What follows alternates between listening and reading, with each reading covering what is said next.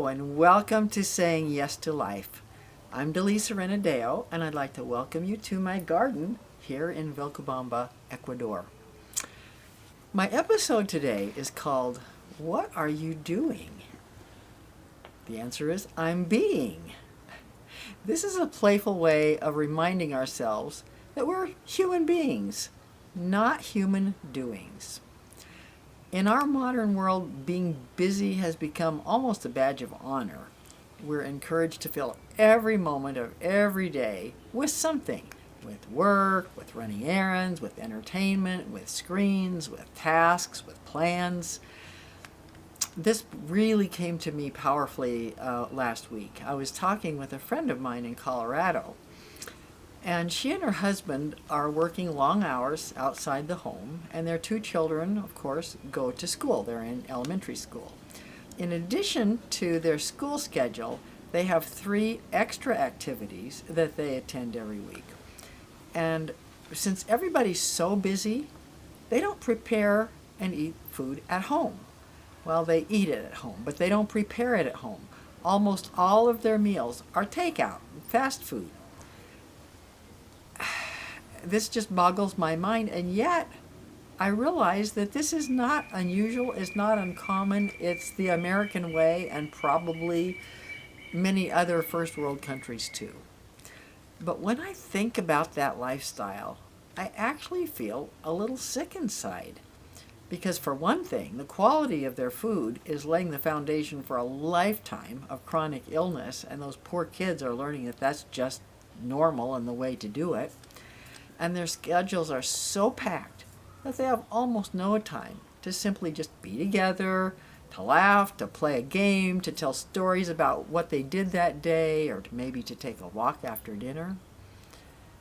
And when can they go outside to say hello to a newly opened flower? The truth is, this kind of life is considered completely normal, even admirable in many first world countries today. Now, I'm sure you've heard the familiar phrase, we're human beings, not human doings. And that's almost become a cliche, something that we nod and say, yes, that's true, but then we rush on with our day and we really don't take it in. If we did, it would revolutionize our lives.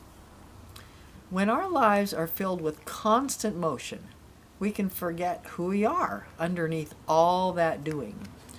And we start to believe that our value comes from how much we accomplish and how busy we are, how productive, how useful or efficient we are. And when the day finally ends, many of us just collapse into bed, exhausted, but then often not even able to sleep because our minds are still running a million miles an hour. I have friends who write to me and they say, well, I always ask them, well, how are you doing? Oh, good, I'm keeping busy, so that's good. I understand what they mean, but I often think, how would it sound if someone said, I take at least an hour every day to enjoy the peace of solitude? I have yet to hear that, but I would love to hear that. But our culture doesn't celebrate that kind of statement. It celebrates busyness, as if stillness were laziness and rest is some kind of a weakness.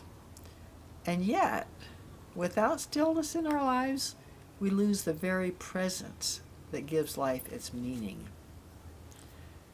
We often think that that means doing nothing. But being doesn't really mean doing nothing.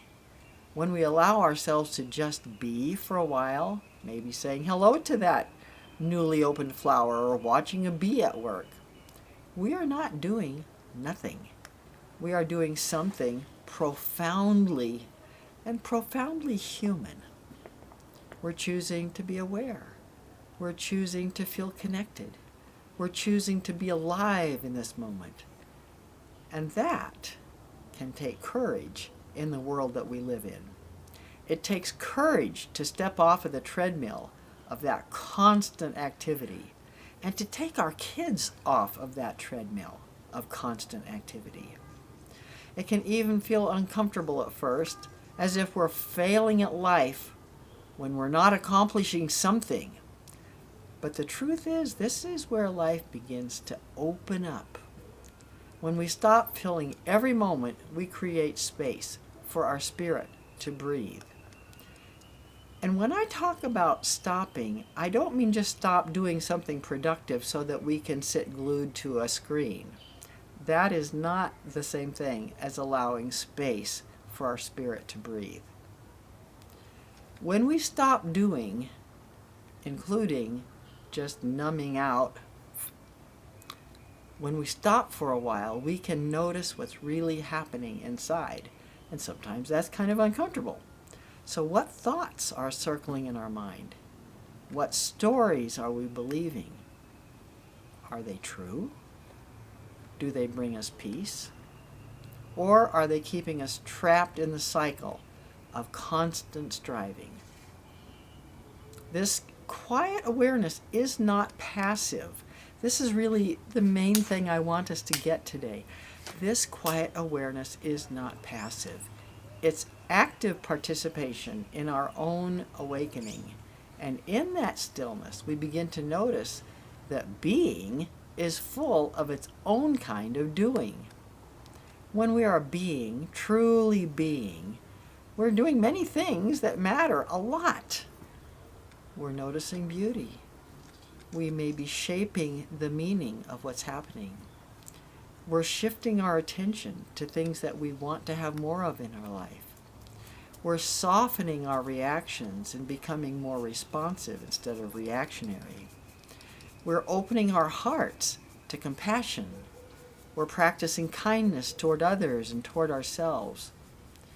All these different ways of being are conscious and intentional, and they are also a way of saying yes to life. These are actually invisible forms of doing, but they create visible ripples in the way we live and love. You may remember from earlier episodes on my channel that I've talked about attention, about meaning, about the power of saying no, about the quiet strength that grows within us when we allow life to give birth, to gestate within us. All of that requires time to simply be. When we're always busy, we don't give life enough stillness to take root inside of us. We skip over what I'm calling the sacred pause, the very space where transformation happens. So this isn't about rejecting doing. We are made to act and to create and to care, but our doing becomes far more meaningful when it arises out of our being. I'm going to repeat that. Our doing is far more meaningful when it comes out of our being. Imagine what would happen if we could each slow the rhythm of our lives, even a little. If we could create moments in the day when we step away from the noise and we return to ourselves. What kind of peace might unfold?